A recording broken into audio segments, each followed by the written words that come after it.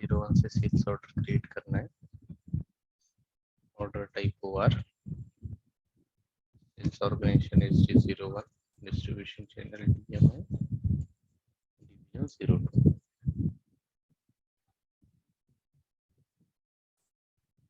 Customer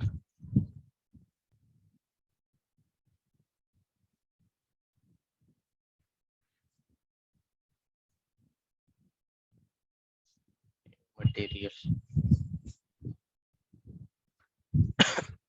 sir ये नहीं, कौन सा मटेरियल था हमारा, बिल ऑफ मटेरियल वाला 5035।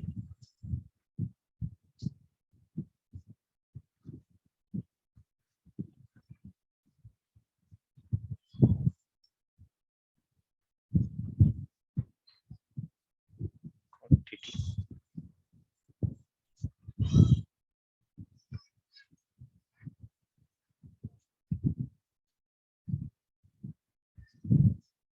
यहाँ पर एरर क्या है, no item category available OR LUMF and TAQ। तो ये आइटम कैटेगरी का डिटर्मिनेशन नहीं है सिस्टम में, इसकी वजह से हमें ये एरर आ रहे हैं। तो सिस्टम में जाके चेक करना है अभी हमें। SPRO SAP reference implementation guide, sales and distribution,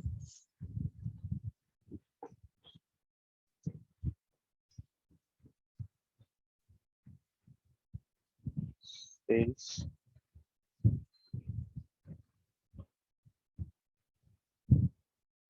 document item and design item category. तो यहाँ पर सेल्स डॉक्यूमेंट टाइप है आपकी OR, item category group ERLA, ERLA के लिए आपका TAQ है। तो आपका LUMF के लिए, ये TAQ के लिए ये होना चाहिए क्या, TAQ, बट ये TAQ के लिए नहीं है, TAP के लिए। यहाँ पर आप देख सकते हो TAQ यहाँ पर है। यहाँ पर अगर TAQ है हमारा डिफॉल्ट आइटम कैटेगरी, क्योंकि इसमें ये डिफॉल्ट आइटम कैटेगरी हमारा TAQ, तो यहाँ पर हाइयर लेवल आइटम कैटेगरी में TAQ आएगा आपका। तो उसके लिए LUMF के लिए वो कॉन्फ़िग होना चाहिए। तो अभी वो कॉन्फ़िग किसके लिए, TAP के लिए। तो TAP का नहीं है, हाँ TAP के लिए है।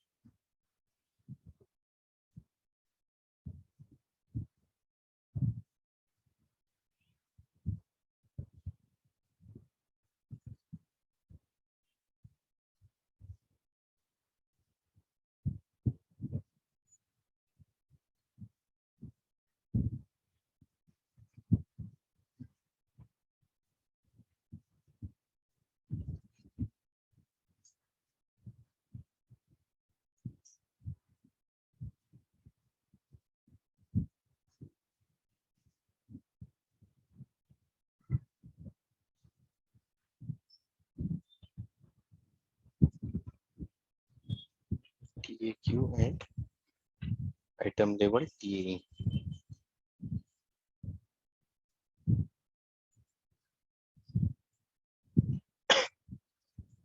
यहाँ पर कॉपी, ये एरला की जगह पे हमारा आना चाहिए LUMF।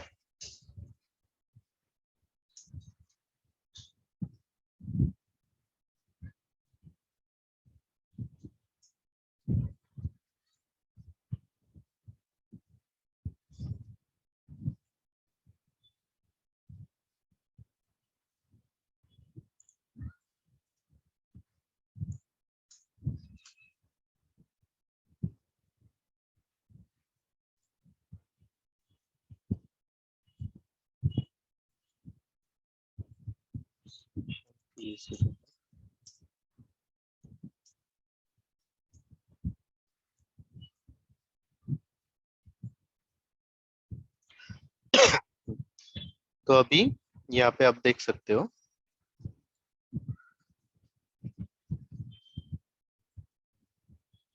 हमने फर्स्ट मटेरियल डाला था 5035, और वो डालने के बाद नेक्स्ट जो भी मटेरियल, जैसे अपने कंप्यूटर ऐड किया था तो उसका CPU, monitor and keyboard automatic same quantity यहाँ पर आ चुका है, क्योंकि बिल ऑफ मटेरियल में हमने 1:1 रेशियो रखा था, मतलब एक क्वांटिटी इसका है तो ये सभी का 1 क्वांटिटी होगा। आप ऐसे भी कर सकते हो, अगर आपका सबका एक क्वांटिटी, अगर आपको माउस ऐड करना है तो आप माउस का एक नया मटेरियल बना सकते हो, और एक कंप्यूटर के साथ एक एक्स्ट्रा माउस भी दे सकते हो, मतलब 2 माउस। अगर एक पीसी होगा तो उसके साथ 2 माउस होंगे, या फिर 2 स्पीकर दे सकते हो आप, अगर आपको स्पीकर देने तो 2 क्वांटिटी कर सकते हो। तो ऐसा भी कॉन्फ़िगर आप कर सकते हो। तो फर्स्ट का आइटम कैटेगरी आपका TAQ हेडर लेवल का, और दूसरे का है सेकंड जो है उसका TAE सभी का। तो ये कॉन्फ़िग मिसिंग था सिस्टम में, ये कॉन्फ़िग नहीं था, तो हमने क्या किया, ये LUMF पे TAQ हमारा हाइयर लेवल होगा, यानी ये TAQ है, ये होगा हमारा हाइयर लेवल। तो यहाँ पे हाइयर पे 10 आया है, तो 10 का मतलब SAP को यहाँ से पता चलेगा कि ये 10 नंबर का जो आइटम कैटेगरी है that will be our higher level item, and उसके बेसिस पे हमारा डिफॉल्ट आइटम कैटेगरी आएगा TAE। तो सेम केस आपका TAP के लिए भी चलेगा। तो TAP की केस में क्या होगा, आपका अगर TAP है तो सेकंड वाला आपका 10 आएगा। तो इसके लिए आपका एरला में ये LUMF के लिए, तो ERLA में TAP अगर होता है आपका, यहाँ पर चेक करना पड़ेगा आपका ERLA में। आपको पहले TAP कहाँ है, यहाँ पर TAP है ही नहीं एरला में, यहाँ पे सेकंड लेवल पे। तो यहाँ पर आपको ये कॉपी करके, या फिर यहाँ पे TAQ की जगह पे TAP यहाँ पे ऐड कर सकते हो आप, एंड सेम केस आपकी रेप्लिकेट हो जाएगी TAQ के जगह पे TAE से। कैसे, यहाँ पे /n VA01 नया ऑर्डर, सेम मटेरियल लिया मैंने, क्वांटिटी ऐड कर दी, और यहाँ पर ओके TAQ बाय डिफॉल्ट आगे, इसको चेंज नहीं कर पा रहा, ये बाय डिफॉल्ट आ गया, चेंज का ऑप्शन नहीं है इसमें।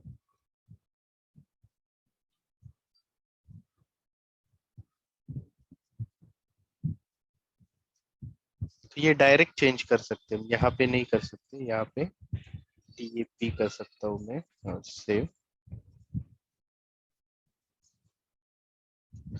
/n VA01।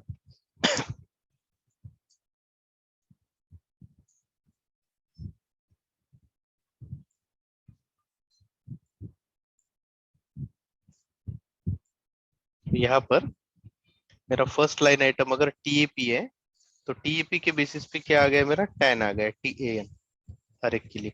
तो इसमें दोनों में फर्क क्या होता है सबसे इंपॉर्टेंट, तो अगर फर्स्ट वाला TAQ अगर मैं सेलेक्ट करता हूँ, यहाँ पर मेरा TAQ अगर होता है तो मेरा जो प्राइस है, आप यहाँ पे देख सकते हो कंडीशन में, तो प्राइस है ना इसके ऊपर होता है, फर्स्ट वाले के ऊपर, और अगर सेकंड है तो वहां पे प्राइस जो होता है मेरा इसके ऊपर 10 के ऊपर होता है।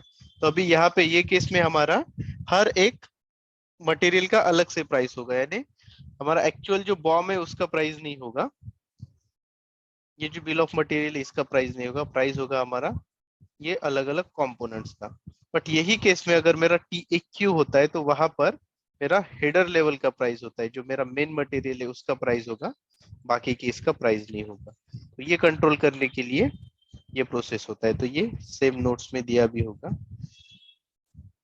यहाँ पर हियर कंप्यूटर, ये जो है तो यहाँ पे मेन कंप्यूटर का प्राइस होगा आपका इतना अमाउंट, और कंपोनेंट्स का नहीं होगा। कौन सी केस में? टीएक्यू की केस में।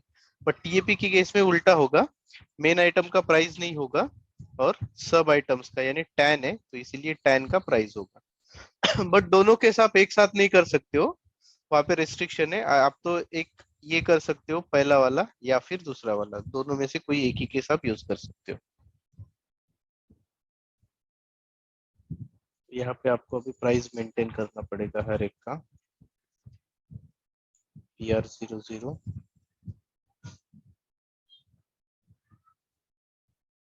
CPU 10,000, monitor 5,000, keyboard 1200। ये सभी मटेरियल का प्राइस मिलके मेरा 1,62,000, सॉरी 16,000, 1 हाँ 62,000 प्राइस आ गया, क्योंकि 10 क्वांटिटी है तो इंटू 10 क्वांटिटी हो गया।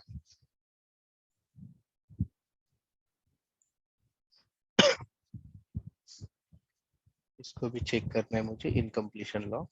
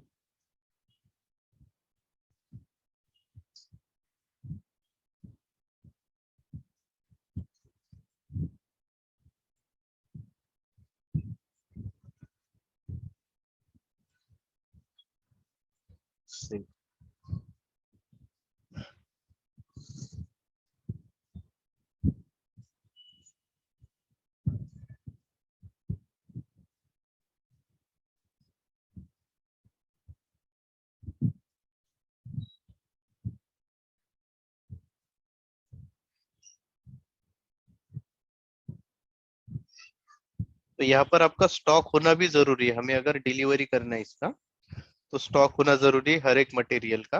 तो यहाँ पर फर्स्ट का स्टॉक की जरूरत नहीं है हमें, हमें होना चाहिए कंपोनेंट का स्टॉक। हर एक कंपोनेंट का स्टॉक सिस्टम में होना जरूरी है।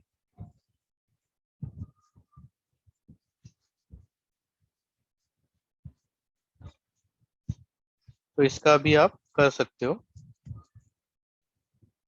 सेल्स ऑर्डर ये क्रिएट हुआ है, आप आपका कॉन्फ़िग कीजिए, उसका क्या कीजिए, आपको स्टॉक लेना है, देन डिलीवरी,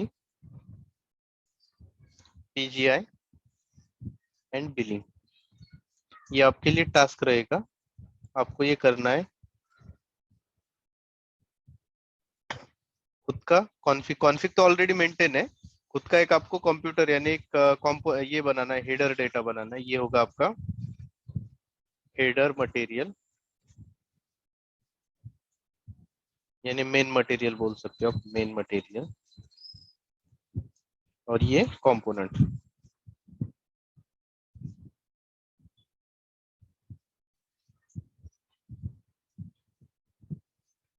तो ये सेम प्रोसेस करके आपको क्या करना है, सेल्स ऑर्डर, उसका स्टॉक अपलोड करना है हर एक मटेरियल का, डिलीवरी करनी है और बिलिंग करनी है। नेक्स्ट चैप्टर रहेगा हमारा शेड्यूल लाइन कैटेगरी डिटर्मिनेशन। तो schedule line category determination is related to item category determination, इसके रिलेशन से ही होता है। तो इसमें तीन चीजें होती है। फर्स्ट सेल्स ऑर्डर टाइप यानी सेल्स डॉक्यूमेंट टाइप, सेकंड होगा आपका आइटम कैटेगरी, एंड थर्ड होगा शेड्यूल लाइन कैटेगरी डिटर्मिनेशन। तो same config SPRO SAP reference implementation guide sales and distribution, उसके अंदर सेल्स डॉक्यूमेंट, और सेल्स डॉक्यूमेंट में पहला सेल्स डॉक्यूमेंट हेडर जो होता है, हेडर लेवल का डेटा, आइटम कैटेगरी आइटम का जो है वो होगा आइटम लेवल का डेटा, मटेरियल लेवल का, और थर्ड जो होगा हमारा शेड्यूल लाइन होगा। Schedule line is a schedule line level data. तो इसमें फर्स्ट पॉइंट है हमारा डिफाइन शेड्यूल लाइन कैटेगरी।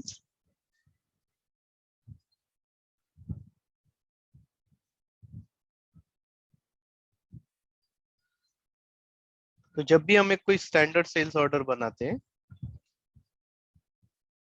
तो वहां पर आपको शेड्यूल लाइन कैटेगरी दिखाई देती है।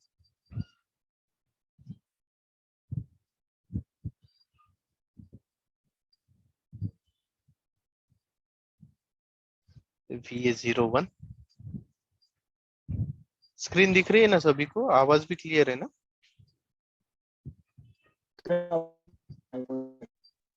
हेलो, स्क्रीन आवाज भी नहीं है? क्लियर आ रहा है, आवाज कोई दिक्कत नहीं। आ रहा है ना? ओके ओके, ठीक है ठीक। नहीं, क्योंकि मुझे ये इंटरनेट का कुछ इशू लग रहा है।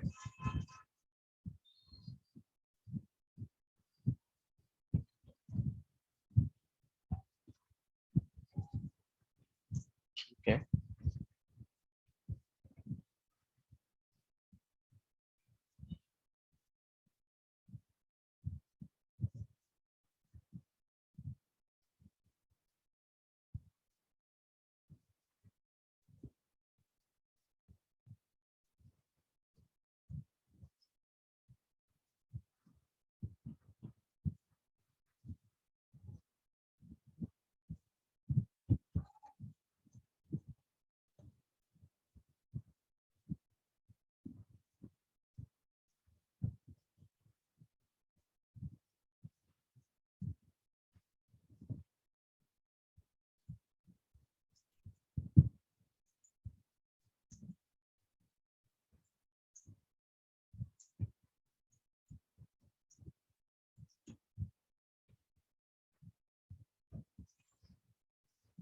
VA01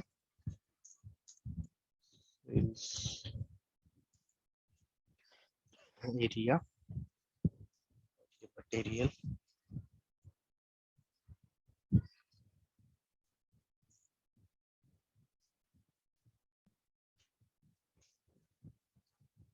तो यहाँ पे आपका शेड्यूल लाइन कैटेगरी आपको दिखता है मटेरियल के अंदर। तो आपका 10 नंबर का मटेरियल है जिसकी आइटम कैटेगरी 10 है। तो इसमें आपको मल्टीपल शेड्यूल्स दिखेंगे। तो अभी ये 17 तारीख को हम डिलीवर कर सकते हैं इसको। तो इसके अगर मल्टीपल शेड्यूल करने हैं, जैसे 17 का एक, 18 को हमें कुछ क्वांटिटी डिलीवर करनी है, सॉरी 18, उसके बाद 19 और 20। तो यहाँ पे क्वांटिटी डिस्ट्रीब्यूट करनी है आपको 2 2 3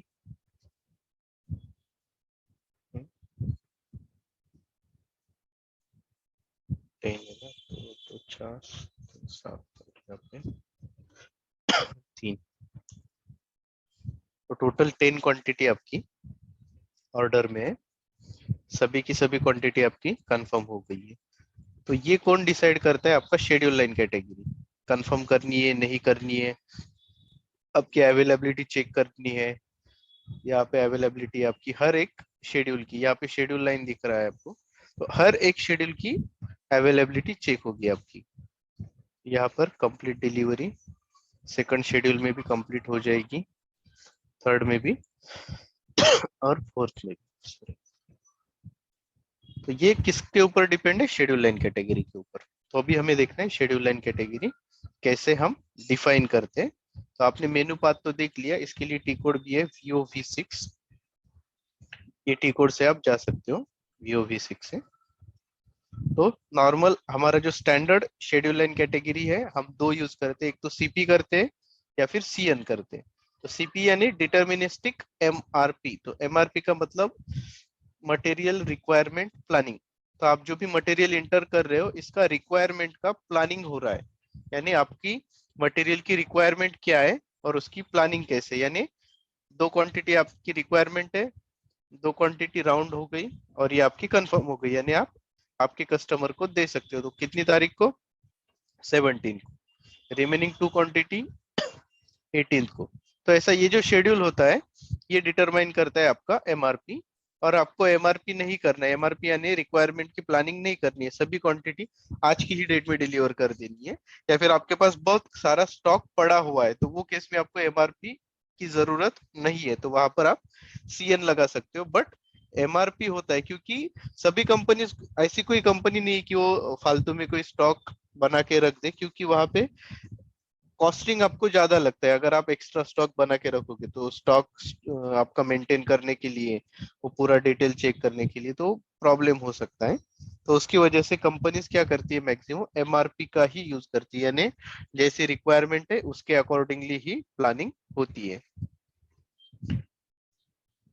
तो इसके अंदर जब हम जाएंगे तो यहाँ पर आपको डिलीवरी ब्लॉक का एक ऑप्शन दिखेगा। So we can also maintain delivery block here. तो यहाँ पे हमारी सेल्स ऑर्डर में शेड्यूल लाइन लेवल पे आप डिलीवरी ब्लॉक 1 बाय 1 असाइन कर सकते हो, हर एक शेड्यूल लाइन को, हर एक ऑर्डर में। बट अगर आपको एक साथ, यानी ऐसा कोई स्पेसिफिक प्रोसेस है आपका कि वो प्रोसेस में कस्टमर का रिक्वायरमेंट है कि डिलीवरी ब्लॉक जैसे ही मैं सेल्स ऑर्डर बनाऊंगा, मेरी शेड्यूल लाइन कैटेगरी को ऑटोमेटिक डिलीवरी ब्लॉक लग जाए, तो आप एक अलग से नया शेड्यूल लाइन टाइप बनाओगे, शेड्यूल लाइन कैटेगरी का टाइप, और उसमें डिलीवरी ब्लॉक असाइन कर दोगे। देन मूवमेंट टाइप, तो जो भी स्टैंडर्ड सेल्स होता है हमारा, सबके लिए 601 यही मूवमेंट टाइप यूज होती है। और मूवमेंट टाइप यानी आपका जो मटेरियल है, तो मटेरियल आपका टेंजिबल होगा, इनटेंजिबल होगा। तो इसमें दो होते हैं, जैसे गुड्स होता है तो टेंजिबल होता है, जिसको हम फिजिकली टच कर सकते हैं या फिर आपको इसकी मूवमेंट कर सकते हैं। और दूसरा होता है इनटेंजिबल, यानी सर्विस होगा। तो सर्विस मटेरियल के केस में आपकी मूवमेंट टाइप 601 नहीं होगी, यानी आपकी डिलीवरी ही नहीं होगी वो केस में। तो वो केस में एमआरपी रन नहीं होगी या फिर शेड्यूल लाइन की जरूरत ही नहीं होगी आपको। तो जब आपका टेंजिबल मटेरियल होगा, वही केस में आपकी मूवमेंट होने वाली है। तो उसके लिए 601 ये एसएपी ने एक standard movement type SD team को दिया है, और ये स्पेसिफिकली एसडी टीम ही यूज करता है। ऐसे कुछ है इसके अलावा भी मूवमेंट टाइप्स जो रिटर्न की केस में या कोई स्पेसिफिक स्टॉक ट्रांसफर की केस में हम यूज करते हैं, ऐसे कुछ स्पेसिफिक सी मूवमेंट टाइप है। बट मैक्सिमम जितने भी मूवमेंट टाइप होते हैं वो मॉड्यूल में यूज होते हैं। तो यहाँ पे आप लिस्ट दे सकते हो, टोटल 270 है, इसके अलावा भी और है। यहाँ पर पॉपअप में आपको 270 ही दिख रहा है सिर्फ।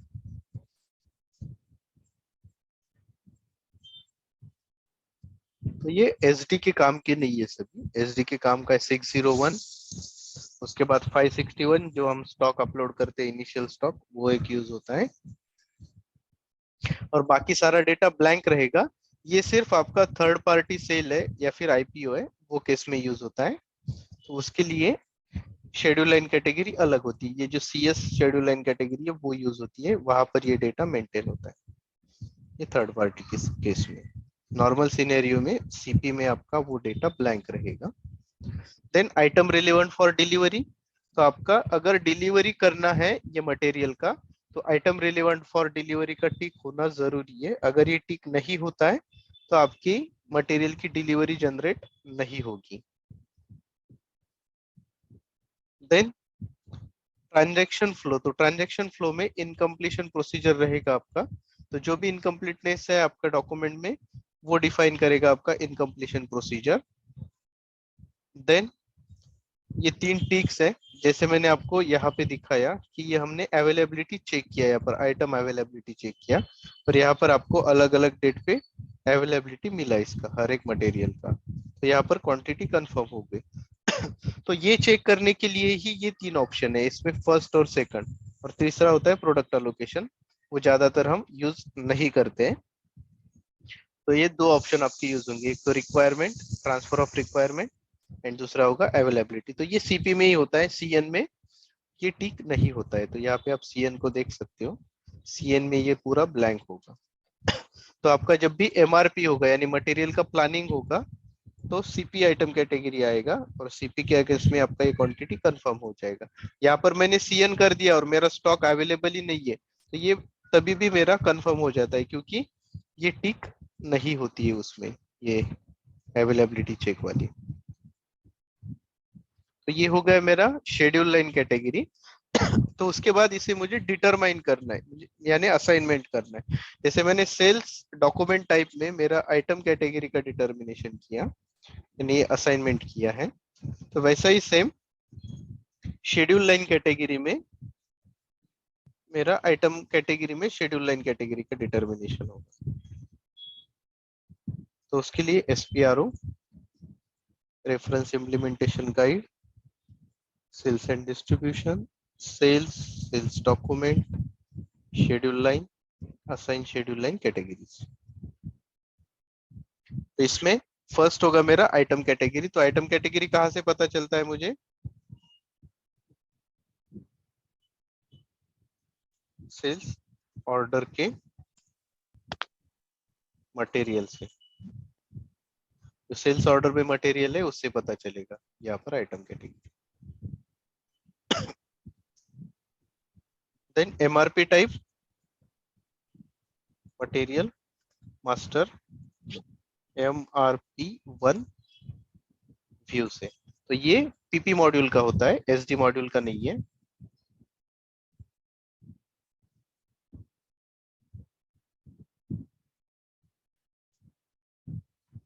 तो ये हमेशा ब्लैंक ही रहेगा हमारा। अगर एमआरपी रन हो रहा है, एमआरपी का रिक्वायरमेंट है, तो ही यहाँ पे पीडी आएगा, अदरवाइज ये ब्लैंक ही रहेगा। एंड उसके अगेंस्ट में हमारा शेड्यूल लाइन। यहाँ पे असाइनमेंट में पोजीशन, आइटम कैटेगरी है हमारा 10, एमआरपी टाइप ब्लैंक, वो केस में सिस्टम क्या करेगा, सीपी शेड्यूल लाइन लेके आएगा बाय डिफॉल्ट। और मैन्युअल अगर आपका शेड्यूल लाइन कैटेगरी असाइन करना है तो आप मल्टीपल यहाँ पर कर सकते हो। जैसे यहाँ पर मैंने सीएन किया है, आप यहाँ पे सीवी कर सकते हो, उसके बाद सीएस कर सकते हो। जितने भी ऑप्शंस अवेलेबल है, कितने, दो ऑप्शन एक्स्ट्रा अवेलेबल, तीन ऑप्शन।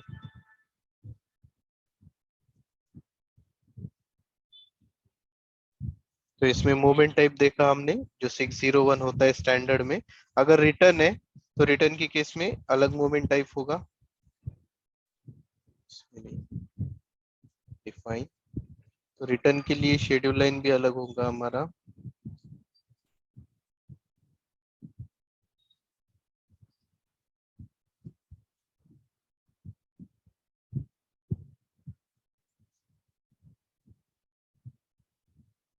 यहाँ पर रिटर्न में होगा आरई,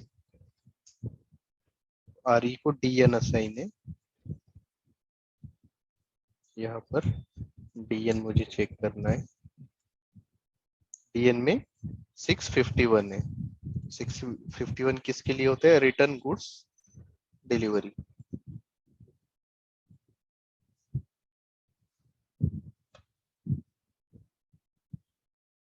और एसटीओ के केस में, एसटीओ में शेड्यूल लाइन कैटेगरी डिटरमाइन होता है, तो एसटीओ में कौन सा होगा?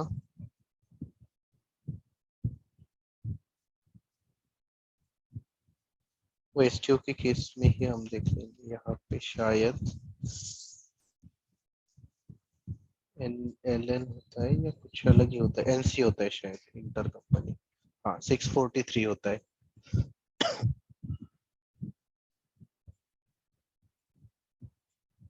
तो ये हो गया हमारा शेड्यूल लाइन कैटेगरी डिटर्मिनेशन। ये तीनों भी आपको क्वेश्चन आ सकते हैं। पहला कौन सा? सेल्स डॉक्यूमेंट टाइप, उसके बाद item category determination, and third आएगा आपका शेड्यूल लाइन कैटेगरी डिटर्मिनेशन।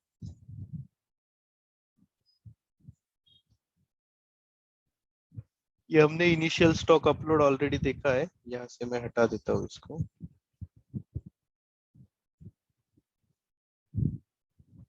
कर लिया था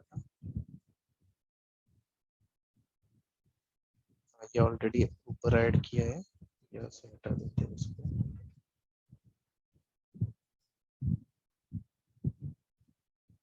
अभी चेक करना है हमें कॉपी कंट्रोल। तो जैसे हम क्या करते हैं, कोई डॉक्यूमेंट बनाते हैं, जैसे मैंने सेल्स ऑर्डर बनाया अभी, ये मटेरियल का शेड्यूल के अगेंस्ट में, तो इसका क्वांटिटी अवेलेबल है, तो इसका मैं डिलीवरी कर सकता हूँ।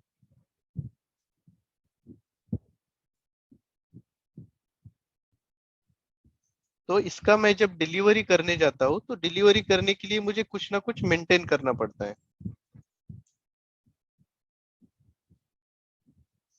तो क्योंकि रेफरेंस होना जरूरी है, विदाउट रेफरेंस में डिलीवरी कैसे कर पाऊंगा। तो उसके लिए सेल्स ऑर्डर टू डिलीवरी जब होता है मेरा, तो वहां पे कॉपी कंट्रोल होता है, और वो कॉपी कंट्रोल मेंटेन होता है मेरा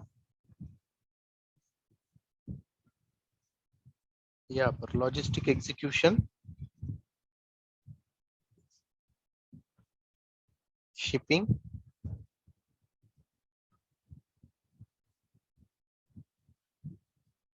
copying control and specify copying for deliveries.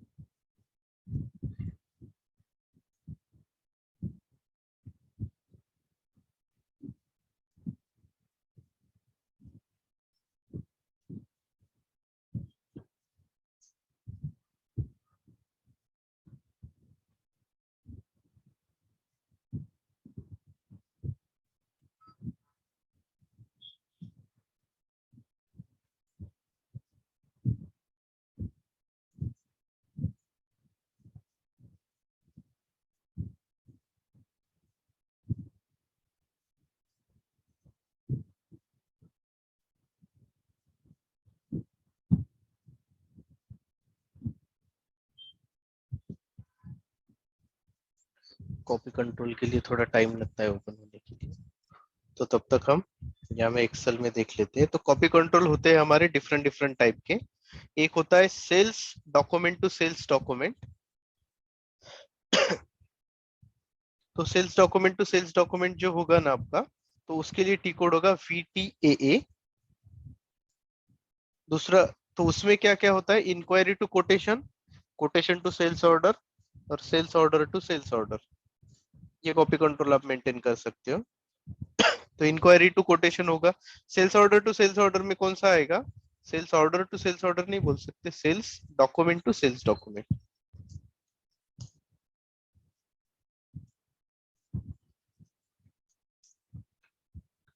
तो उसमें कॉन्ट्रैक्ट से आपका सेल्स ऑर्डर में आएगा, शेड्यूलिंग एग्रीमेंट से सेल्स ऑर्डर में आएगा, या फिर सेल्स ऑर्डर है ऐसा कोई, जैसा सर्विस का है, सर्विस ऑर्डर, सर्विस ऑर्डर है तो सर्विस ऑर्डर का आपका सेल्स ऑर्डर में आएगा। तो ये आप कॉपी कंट्रोल मेंटेन कर सकते हो sales document to sales document. तो तीनों के लिए एक ही टी कोड है, क्योंकि ये पूरे आपके सेल्स डॉक्यूमेंट्स ही है, sales document to sales document. तो उसके लिए टी कोड है VTAA। तो यहाँ पे आप अगर टी कोड डाल दोगे VTAA, यहाँ पर start of application order to order copying control, notes में आपको डिटेल में मिलेगा।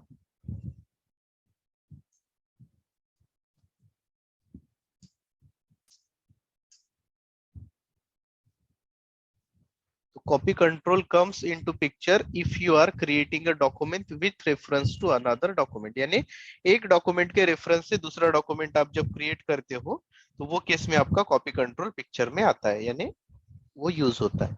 तो क्या क्या पर्पज है इसके, it will help to copy the data from source document to target document, it controls whether to create document with reference to another document or not। तो डिफरेंट टाइप के कॉपी कंट्रोल है, जैसे मैंने आपको बताया inquiry to quotation है, ये सभी sales document to sales document वाले एग्जांपल है, जो पहला टी कोड है हमारा VTAA का।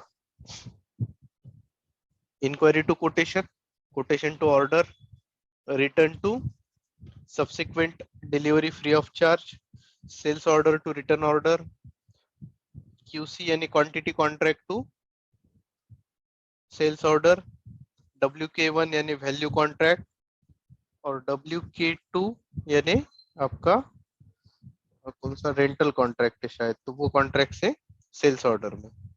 Then sales order to delivery, तो सेल्स ऑर्डर टू डिलीवरी में standard sales order to LF, LF यानी आपकी डिलीवरी है, तो अभी हम V एक सेल्स ऑर्डर बनाया हमने, तो अभी हम क्या करते हैं, एक डिलीवरी बना देते हैं इसका।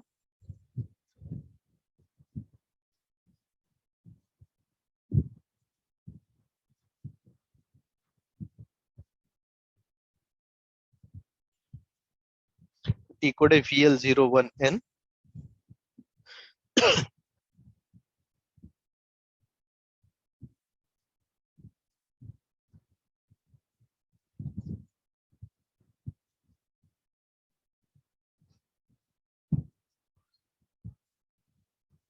यहाँ पर आपका आएगा सेल्स ऑर्डर, सिलेक्शन डेट और शिपिंग पॉइंट। शिपिंग पॉइंट है मेरा SD01, एंटर। तो यहाँ पे मैं create outbound delivery with order reference यानी सेल्स ऑर्डर के रेफरेंस से बना रहा हूँ। इसका मतलब मेरा कॉपी कंट्रोल यहाँ पर चलेगा, sales order to delivery type. तो ऑर्डर टाइप है मेरा OR और डिलीवरी टाइप है मेरा LF।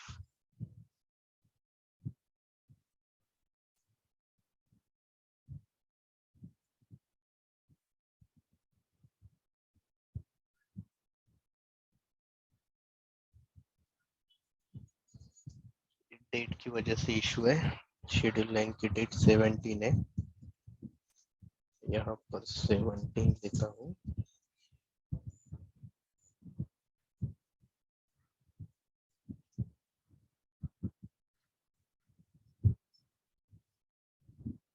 तो यहाँ पर आप ये जो कैप है हेडर डिटेल, इसमें देख सकते हो एडमिनिस्ट्रेशन में डिलीवरी का डॉक्यूमेंट टाइप है, डिलीवरी टाइप क्या है LF, यानी आपकी सेल्स ऑर्डर OR से आपकी LF में कॉपी कंट्रोल मेंटेन है, किसके लिए, सेल्स डॉक्यूमेंट टू डिलीवरी। तो वैसे अगर रिटर्न ऑर्डर है तो रिटर्न ऑर्डर टू LR यानी रिटर्न डिलीवरी, CF यानी delivery free of charge, sorry नहीं CFCI ये अपना कंसाइनमेंट है, कंसाइनमेंट प्रोसेसिंग। तो ये कंसाइनमेंट के सभी डॉक्यूमेंट से आपका डिलीवरी में चला जाएगा। देन DL यानी डिलीवरी FD, ROCS, RO यानी रश ऑर्डर, CS यानी कैश सेल, DS क्या होता है, DS का एक डॉक्यूमेंट टाइप होता है, एंड SDF यानी subsequent delivery free of charge. Delivery to invoice, तो आपका जब डिलीवरी से इनवॉइस बनेगा उसमें कॉपी कंट्रोल होगा। तो अभी हम क्या करते हैं, इसका डिलीवरी सेव कर देते हैं, PGI कर देते हैं, क्वांटिटी नहीं ऐड किया है, पिकिंग 10 क्वांटिटी PGI।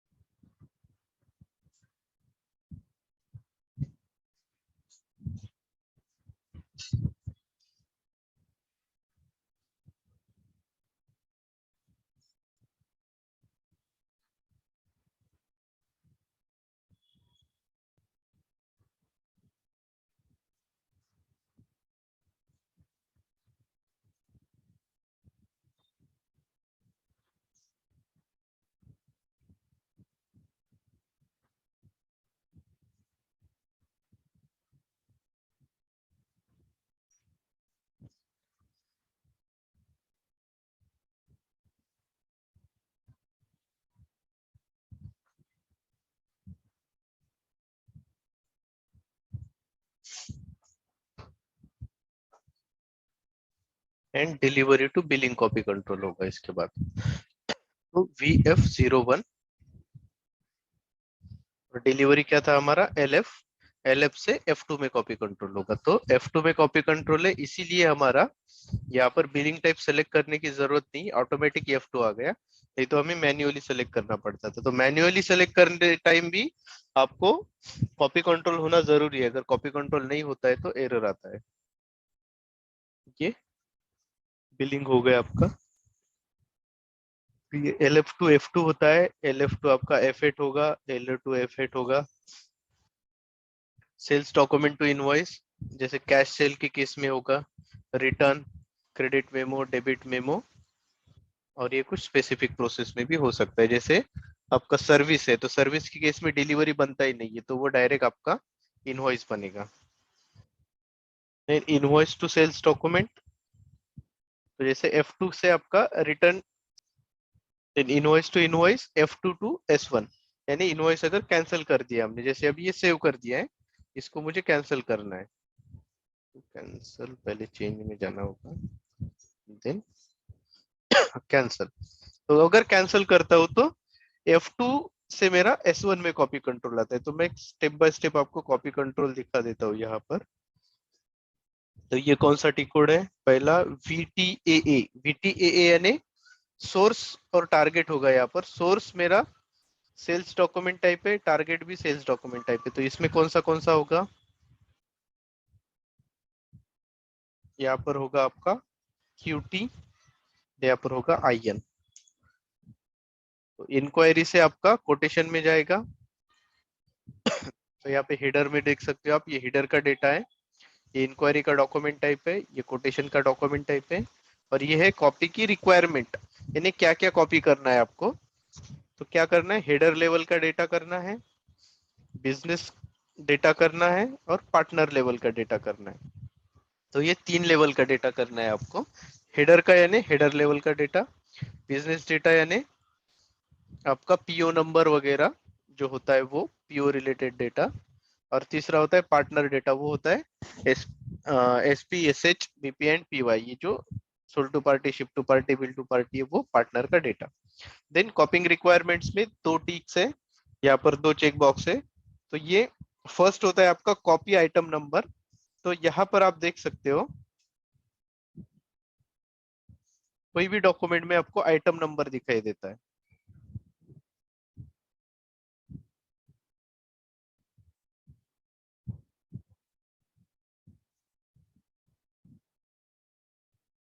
/VF03,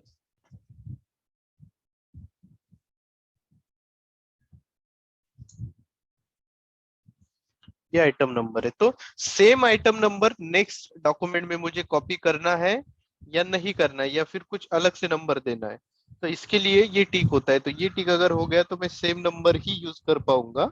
और अगर ये टिक नहीं होता है तो मेरा डॉक्यूमेंट इधर उधर हो जाएगा। यहाँ पे 10 है या फिर यहाँ पे 50 है और वहां पे 10 हो गया, तो उल्टा हो सकता है, आपका इशू हो सकता है। वो प्रॉब्लम कब आता है, अभी आपको कुछ पता नहीं चलेगा, बट जब आप रिपोर्ट बनाओगे कोई चीज का, अगर कंपनी बोलती है कि मुझे कोई रिपोर्ट चाहिए, मुझे इनवॉइस के डिटेल का रिपोर्ट दे दो, तो रिपोर्ट में फिर प्रॉब्लम हो जाता है, कोई कोई डॉक्यूमेंट के नंबर ही दिखाई नहीं देते, कोई मटेरियल स्किप हो जाता है। तो उसका रीजन यही होता है कि वो आइटम नंबर गलत हो जाता है। तो यहाँ पे ये ठीक होना जरूरी है। दूसरा है कंप्लीट रेफरेंस। तो कोई भी आप डॉक्यूमेंट बना रहे हो एक दूसरे के रेफरेंस से, तो आपको कंप्लीट रेफरेंस अगर सेलेक्ट किया तो वो डॉक्यूमेंट में जो भी डेटा है वो जैसे का वैसा रेप्लिकेट हो जाता है आपके दूसरे डॉक्यूमेंट में। जैसे आप इंक्वायरी के रेफरेंस से अगर कोटेशन बना रहे हो, तो सब कुछ PO नंबर आ जाएगा, मटेरियल नंबर आएगा, पेमेंट टर्म आ जाएगी, सब कुछ डेटा कॉपी हो जाएगा। अगर कंप्लीट रेफरेंस नहीं है तो कुछ कुछ डेटा आपको हाथ से भी डालने की जरूरत पड़ सकती है। तो ये हो गया हेडर लेवल का। सेकंड होता है आइटम। तो आइटम टू आइटम लेवल पे डेटा कॉपी होता है आपका। ये आपको डिटेल में समझेगा नहीं, ये आपको थोड़ा ये टेक्निकल लगेगा, बट ये ज्यादा ध्यान देने की जरूरत नहीं है। जैसे मैंने आपको ये टेबल बताया है, ये टेबल आपको याद रखना है सिर्फ, कौन से डॉक्यूमेंट से कौन से डॉक्यूमेंट में। तो ये टेबल भी नहीं रखा तो चलेगा, जो मैंने यहाँ पे लिखा है ना, इतना ही पूछ सकते हैं आपको इंटरव्यू में। बस इतनी चीजें करनी है, कौन सा डॉक्यूमेंट, और इसका आपको टी कोड याद रखना है, ये टी कोड, ये दूसरा टी कोड, उसके बाद ये तीसरा और ये 3। तो टोटल 6 टी कोड्स है,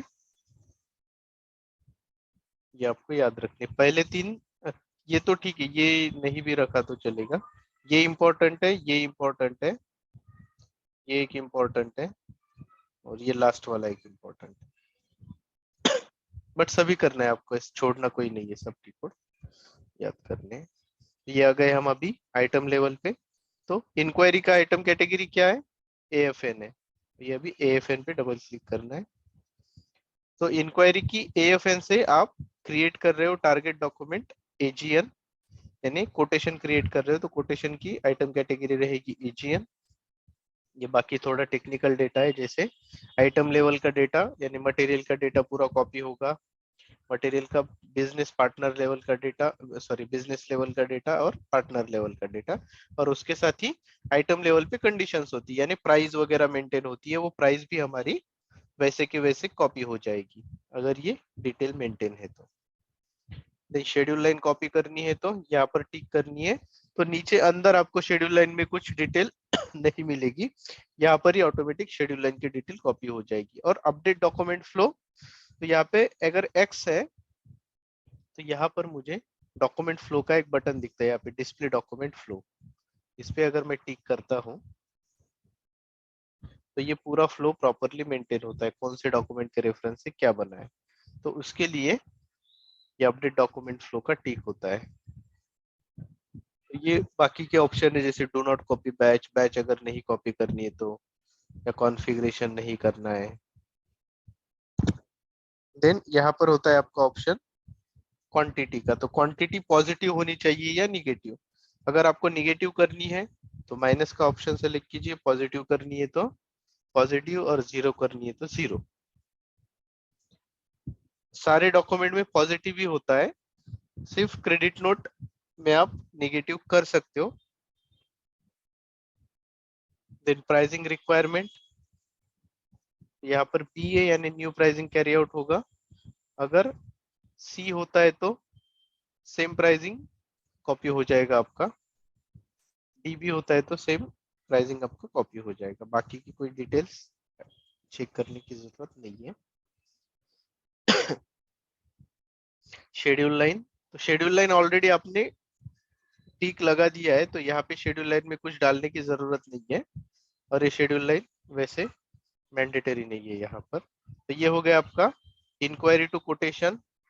सेम आप कोटेशन टू सेल्स ऑर्डर कर सकते हो, ऊपर आएगा आपका क्यूटी और नीचे आएगा ओ आर, नहीं उल्टा हो गया, हाँ ऊपर आएगा ओ आर, नीचे आएगा क्यूटी।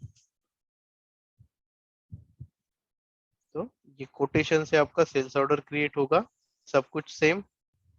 आइटम लेवल पे आइटम कैटेगरी चेंज हो जाएगी सिर्फ आपकी।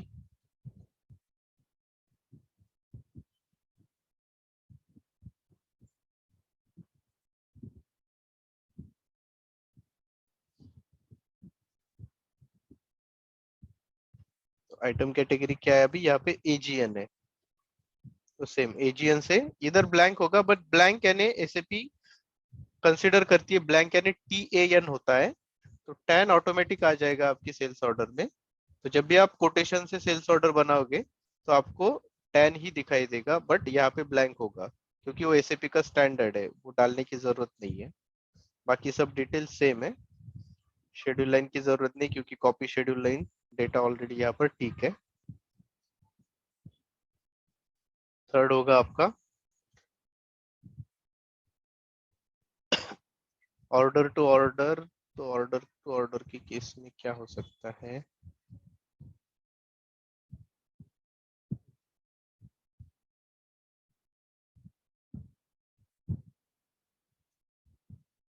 क्या एग्जांपल लिया है, sales order to sales order contract से हो सकता है।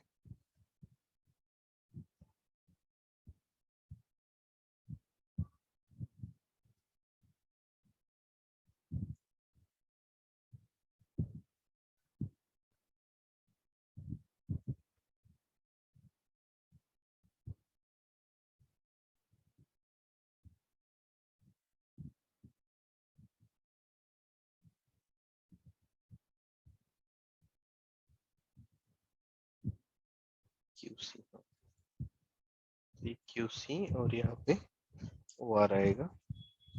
तो ये क्वांटिटी कॉन्ट्रैक्ट से सेल्स ऑर्डर बना सकते हैं हम। यहाँ पे आइटम लेवल में जाएंगे तो आइटम कैटेगरी 10 ही रहेगी दोनों की। नहीं, शायद क्वांटिटी कॉन्ट्रैक्ट की अलग रहती है, 10 नहीं रहती।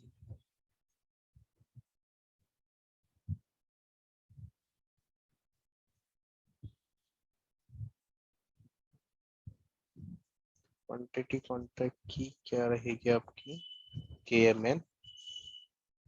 यहाँ पे ब्लैंक है तो ऑर्डर में ब्लैंक है, इसका मतलब 10 आने वाला है। तो यहाँ पे ब्लैंक है तो आपको कंसिडर करना होगा वो 10 ही होगा, KMN से 10 में। बाकी यहाँ पर कुछ इंडिकेटर्स चेंज हो जाए, जैसे यहाँ पे प्राइसिंग का इंडिकेटर जी हो गया, तो जी का मतलब क्या होता है यहाँ पे आपको डिटेल में पता चलेगा। कॉपी प्राइसिंग एलिमेंट अनचेंज, यानी प्राइस चेंज नहीं होगा बट रीडिटरमाइन टैक्सेस। तो अगर ऐसा भी हो सकता है आपने कॉन्ट्रैक्ट 1 साल के लिए बनाया है और वो कॉन्ट्रैक्ट से आप सेल्स ऑर्डर बना रहे हो और 2 महीने के बाद गवर्नमेंट ने जीएसटी चेंज कर दिया, तो वो जीएसटी अपडेट होना चाहिए जो भी आप जीएसटी चेंज कर रहे हो। तो इसके लिए जी होता है, तो वो रीडिटरमाइन टैक्सेस यूज करते हैं। और मोस्ट प्रोबेबली क्या होता है बिजनेस में यही यूज होता है, copy pricing element unchanged and redetermine taxes. The rare case में यूज होता है। देन इसमें शेड्यूल लाइन कैटेगरी आएगी आपकी सीपी। यहाँ पर ब्लैंक है तो कॉपी नहीं होगी बट बाय डिफॉल्ट सीपी आपकी आ जाएगी। ये हो गया आपका order to order. Then next हमने कौन सा ओपन किया था, तो ये हो गया आपका ये सेकंड वाला VTLA। VTLA की कौन सा टी कोड है, ये VTLA sales order to delivery. तो सेल्स ऑर्डर हमारा क्या है, OR और डिलीवरी LF। ये ऑर्डर से डिलीवरी में जाएगा LF OR। यहाँ पे थोड़ा सा स्क्रीन चेंज है क्योंकि बहुत सारा डेटा की जरूरत नहीं है इसमें। ये ऑर्डर रिक्वायरमेंट हेडर डेटा और ये सेम ही रखना है सब आपको। और यहाँ पे डिलीवरी में शेड्यूल लाइन कैटेगरी नहीं होती है, तो शेड्यूल लाइन का भी टेंशन नहीं है। यहाँ पे सिर्फ आइटम आएगा, आइटम आएगा आपका 10 TAN।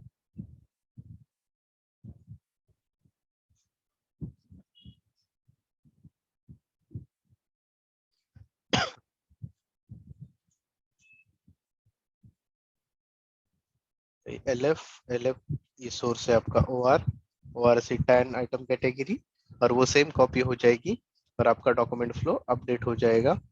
यहाँ पर प्राइस और ये क्वांटिटी ये पॉजिटिव है और ये बाकी सब स्टैंडर्ड जो भी डेटा है बिजनेस डेटा वगैरह ये मेंटेन है और ये कॉपिंग की रिक्वायरमेंट्स है।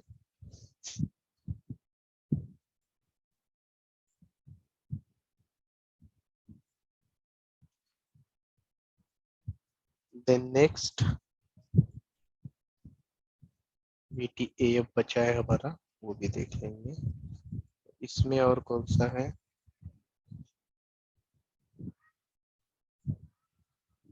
डिलीवरी टू बिलिंग भी इसमें ही आएगा। नहीं, शायद डिलीवरी टू बिलिंग बिलिंग के अंडर आता है।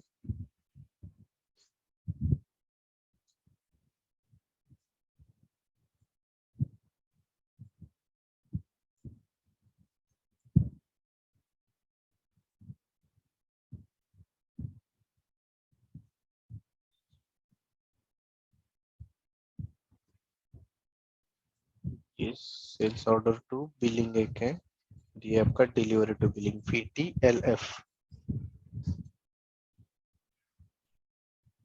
VTFL होगा, ये FLF नहीं है।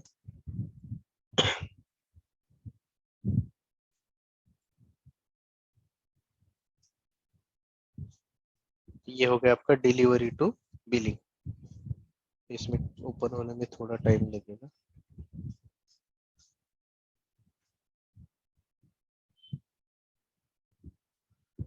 तो यहाँ पर सोर्स में आएगा आपका डिलीवरी यानी LF आएगा और टारगेट में बिलिंग F2 आएगा। तो बिलिंग में F2 और सोर्स में LF। मैक्सिमम आपका जब भी चेंजेस कुछ करते हो ना, तो इसमें ज्यादा आपको काम करने की जरूरत पड़ती है। क्योंकि क्या होता है ना, कोई कोई बिजनेस में बिलिंग का प्रोसेस चेंज हो जाता है, डिलीवरी के बाद बिलिंग का प्रोसेस चेंज होता है। तो यहाँ पर वो आपको चेंजेस करने के लिए बोल सकते हैं। ये एलएफ से बिलिंग में जा रहा है, यहाँ पर जाना है आइटम लेवल पे, आइटम कैटेगरी 10। तो यहाँ पर आपकी बिलिंग क्वांटिटी यहाँ पर बी है।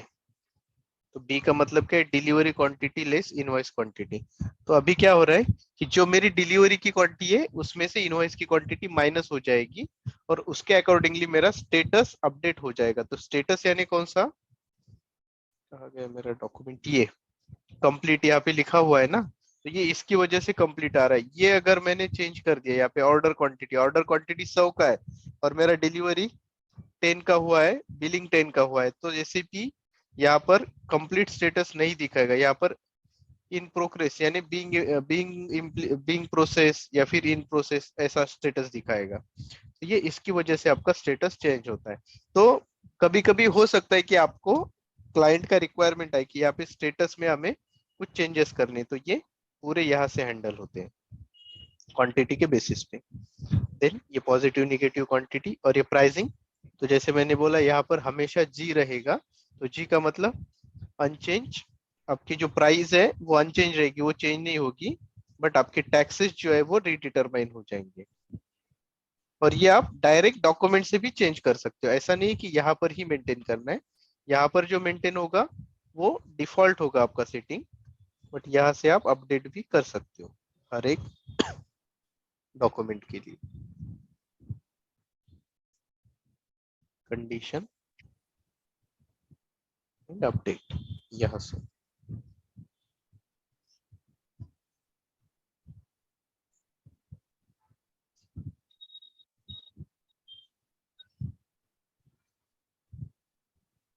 ठीक है। देन बिलिंग टू बिलिंग और sales document to billing /n BTFF billing to billing होगा। तो बिलिंग टू बिलिंग कौन सा देखा था हमने, F2 से S1, यहाँ पर ऊपर S1 नीचे F2। तो बिलिंग जब कैंसिल होता है तो वो केस में ये यूज होता है, कैटेगरी 10।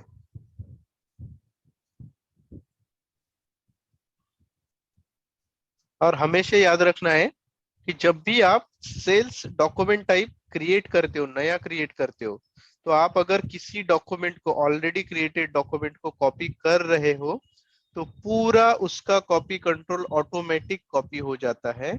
और अगर आप उसको कॉपी नहीं कर रहे हो, अलग से नया बना रहे हो, तो वो डेटा कॉपी नहीं होता है। और आप जब सेव करोगे तो वहां पे आपको मैसेज भी आएगा कि आप अलग से बना, मतलब कॉपी कंट्रोल वही सेम रखना चाहते हो या अपना खुद से बनाना चाहते हो। अगर वही रख दिया आपने तो सब कुछ डेटा बाय डिफॉल्ट कॉपी हो जाएगा और यहाँ पर एंट्रीज आपकी बढ़ जाएगी। और वहां पर आपने नो सेलेक्ट किया तो वो कॉपी कंट्रोल नहीं आएगा, आपको मैन्युअली वन बाय वन ये जो भी मैंने कॉन्फ़िग दिखाया वो हाथ से करना पड़ेगा। तो प्रोबेबली क्या करते, कोई हाथ से करता नहीं इतना सारा कॉन्फ़िग कॉपी, बाय डिफॉल्ट वो जब डॉक्यूमेंट क्रिएट करते वही टाइम पर वो सेलेक्ट कर लेते हैं ऑप्शन। तो आपको मतलब ऐसा बिजनेस में रियल टाइम में ये पूरा करने की कभी भी जरूरत नहीं है। अगर कोई अलग सिनेरियो होता है तो वहां पे आपको बिजनेस स्पेसिफिक वो पर्टिकुलर कॉन्फ़िग करना है, या फिर आप अगर कोई नया प्रोसेस बना रहे हो उसमें वो रिक्वायरमेंट हो वो आपको फुलफिल करना है। Otherwise standard config already SAP का एग्जिस्टिंग है।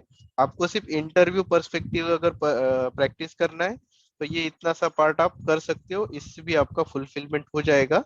टेक्निकल में अगर नहीं जाना चाहते हो तो, अगर टेक्निकल में जाना है तो डिटेल में एक एक आप चेक करके, या फिर आपको कुछ नया बनाना है तो नया बना के आप देख सकते हो। बट ये थोड़ा हेवी हो जाएगा आपके लिए, इसीलिए मेरा सजेशन है कि कॉपी कंट्रोल को आप स्किप भी कर दोगे, सिर्फ थेरोटिकली भी देखोगे तो चलेगा। तो नेक्स्ट चैप्टर रहेगा हमारा कंडीशन टेक्निक, यानी प्राइसिंग प्रोसीजर वाला, तो कंडीशन टेक्निक में प्राइसिंग प्रोसीजर आता है, यानी कंडीशन की पूरी डिटेल्स आती है, तो वो हम डिटेल में देखेंगे।